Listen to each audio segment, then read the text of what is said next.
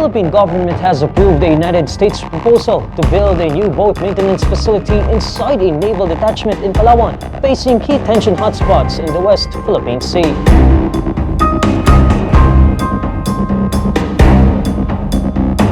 Secret U.S. naval hub near China's backyard revealed. The South China Sea just got a lot more crowded and tense. The U.S. has quietly set up new naval logistics hubs in the Philippines, just 200 miles from Chinese claimed waters, in a move aimed at countering Beijing's growing aggression. This isn't your typical base.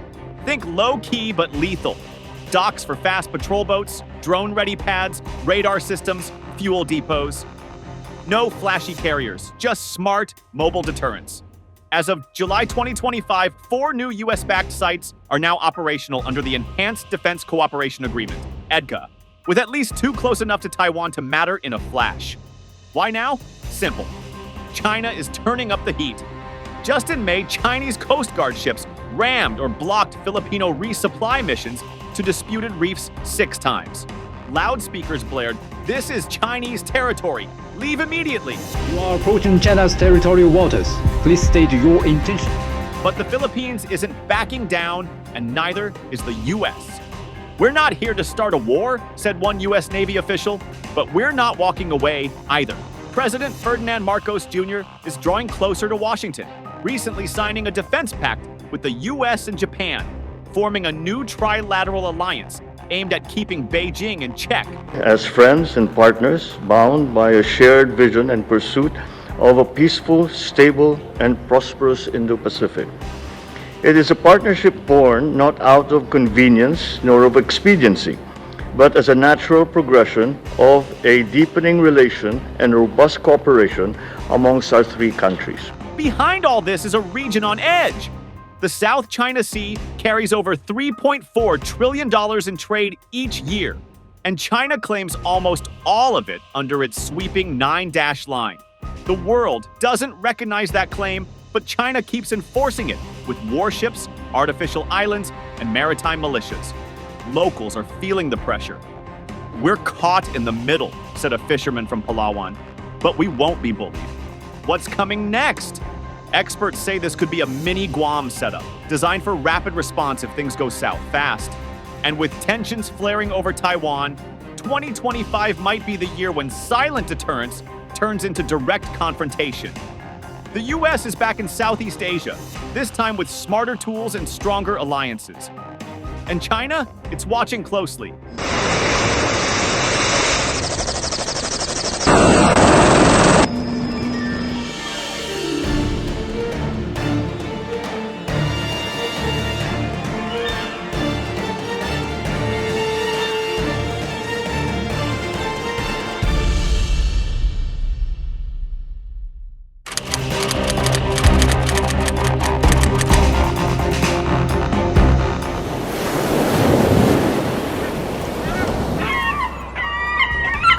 In the quiet coastal town of Quezon, Palawan, far from the headlines but right at the edge of geopolitical tension, a new symbol of U.S.-Philippine military cooperation is rising: the U.S.-funded boat repair and maintenance hub.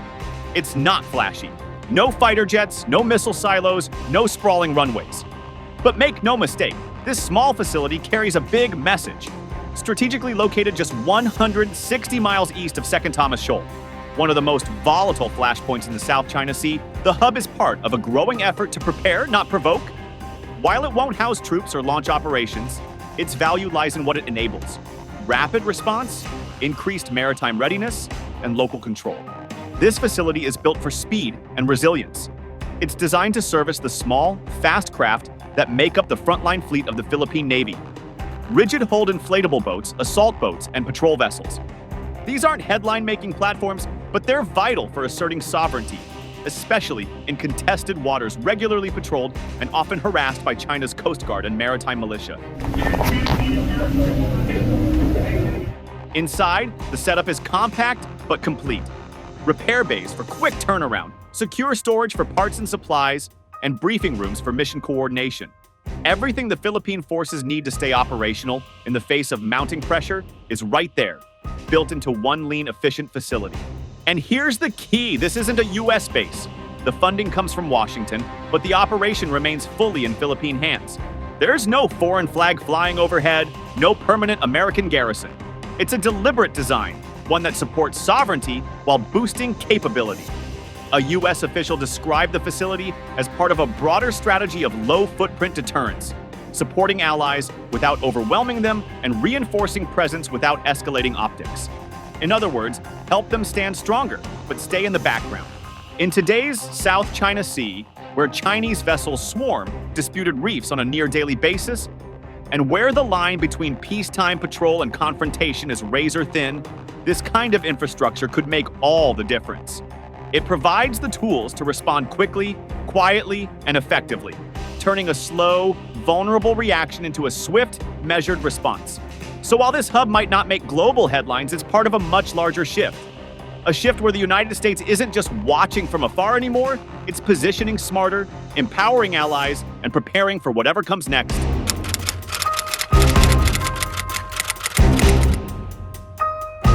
The U.S.-Philippine military alliance is one of the oldest and most resilient in the Indo-Pacific. A partnership forged in war, tested by politics, and now reshaped to meet the demands of a rising China.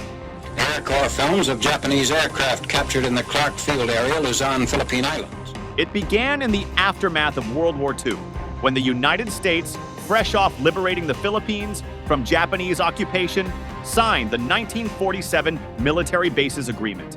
This allowed the U.S. to establish major military installations across the country, most notably Subic Bay Naval Base and Clark Air Base. These weren't just outposts, they became some of the largest American bases outside the continental U.S., acting as a strategic springboard for U.S. power in Southeast Asia throughout the Cold War. In 1951, the two nations signed the Mutual Defense Treaty, MDT, making it clear, if one country was attacked, the other would come to its defense. This treaty, still in force today, made the Philippines America's oldest formal treaty ally in the Indo-Pacific. It reflects the strength, as I said, of our ironclad alliance, particularly in the face of Communist China's aggression in the region. And our partnership demonstrates our commitment to peace and security in the Indo-Pacific. During the Cold War, the alliance held firm, and the bases played key roles during the Vietnam War and other regional crises. But by the early 1990s, domestic pressures in the Philippines shifted the dynamic. A mix of nationalist sentiment, public protests, and a narrow Senate vote led to the closure of all U.S. military bases. Mount Pinatubo's eruption in 1991, which devastated Clark Air Base, only sped up the withdrawal. By 1992, all U.S. forces were gone, for the first time in nearly a century. Even so, the Mutual Defense Treaty remained in place. The alliance didn't dissolve, it simply went quiet. Then came the 2010s. With China ramping up its island building and maritime aggression in the South China Sea, the U.S. shifted its strategic focus back to Asia under President Obama's pivot to Asia. Obviously, the bilateral relationship between the United States and the Philippines is one that goes back for decades. We have a 60-year alliance that assures that we are looking out for each other when it comes to security, but more importantly, we have incredible person-to-person relations between our two countries. In 2014, this renewed partnership was formalized through the Enhanced Defense Cooperation Agreement, EDCA. EDCA wasn't about bringing back old bases. It offered something more flexible, rotational access for U.S. forces, pre-positioned equipment, and infrastructure upgrades at Philippine military sites, all under Philippine control. No permanent U.S. presence, no sovereignty lost, but the message was clear. The alliance was back in action, adapted for the 21st century. By 2025, 9 EDCA sites have been activated, including critical locations in Palawan, Isabela, and Cagayan, many just a few hundred miles from Taiwan and the South China Sea flashpoints. These sites are now central to the U.S. strategy of distributed presence, small, mobile, and close to where tensions are highest. Over 70 years since its inception, the U.S.-Philippine military alliance continues to evolve. From post-war bases to modern-day rapid deployment hubs, it has become a key pillar of regional security.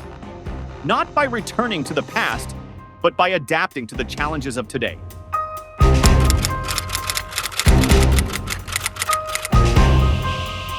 The South China Sea isn't just heating up, it's already in a low-key arms race. Both the US and China are flooding the region with ships, systems, and shadow operations. And the stats tell the story. On the US side, the military has gone all in. In just one recent year, over 100 large-scale military exercises were conducted in and around the South China Sea. That's about 2 every week on average, from joint naval drills with allies to amphibious assault simulations and maritime patrols. "We're not trying to start a war," said one U.S. Pacific Fleet officer, "but we are making sure everyone knows we're ready."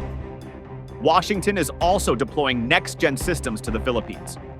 Marine Corps anti-ship missile launchers, long-range drones, and unmanned reconnaissance vessels, all part of a strategy built for fast strike and flexible defense. The U.S. Navy's muscle remains unmatched. Carrier strike groups, nuclear submarines, and P-8A Poseidon patrol aircraft regularly operate across the Western Pacific. Meanwhile, a new wave of foreign military financing is flowing to Manila, including a $500 million package to upgrade Philippine defense and interoperability. But China's presence?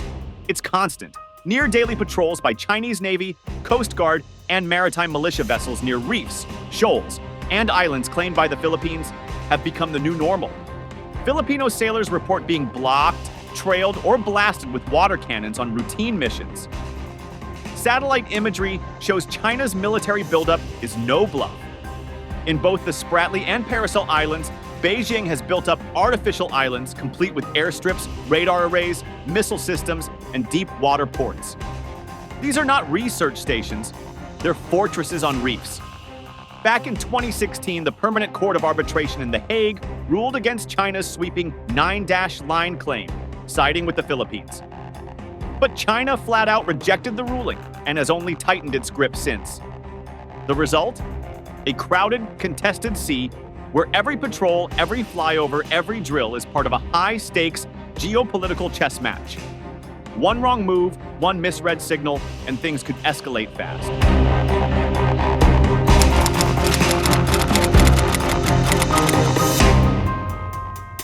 Words can be just as powerful as warships, and the key players in the South China Sea are making their positions crystal clear. From the U.S. side, the message is firm but diplomatic. In a recent statement, the U.S. Embassy in Manila emphasized the bigger picture. This new facility reflects the shared commitment of our treaty alliance to maintain a free, open, and resilient Indo-Pacific. Behind the calm tone is a strategic nudge, aimed squarely at Beijing's tightening grip over contested waters. Another U.S. official put it more bluntly, noting that operations in the Philippines are now conducted in a joint and combined manner with an ally directly confronting China. No room for ambiguity. Washington is backing Manila, not just with money, but with muscle. From the Philippines, the tone is sharper. General Romeo Bronner Jr., Chief of Staff of the Armed Forces, didn't mince words, labeling China's moves in the West Philippine Sea as ICAD, illegal, coercive, aggressive, and deceptive. It's a diplomatic acronym with battlefield weight, a clear rebuke of Beijing's maritime behavior. Another Philippine defense official highlighted the long-term advantage of the partnership, saying the U.S. presence and assistance enhances our capability in maritime domain awareness. Translation: we see more, we know more. We're not going blind into gray zone conflict anymore. And then there's Beijing. While staying silent on the latest U.S.-funded boat hub in Palawan, China's stance hasn't changed. State media has repeatedly accused Washington of plotting with its allies to contain China's rise. That phrase, now a regular line in Beijing's geopolitical playbook, reflects how seriously China views these defensive moves. With each side speaking its truth in tones that range from diplomatic to defiant, the rhetoric is rising almost as fast as the patrol boats.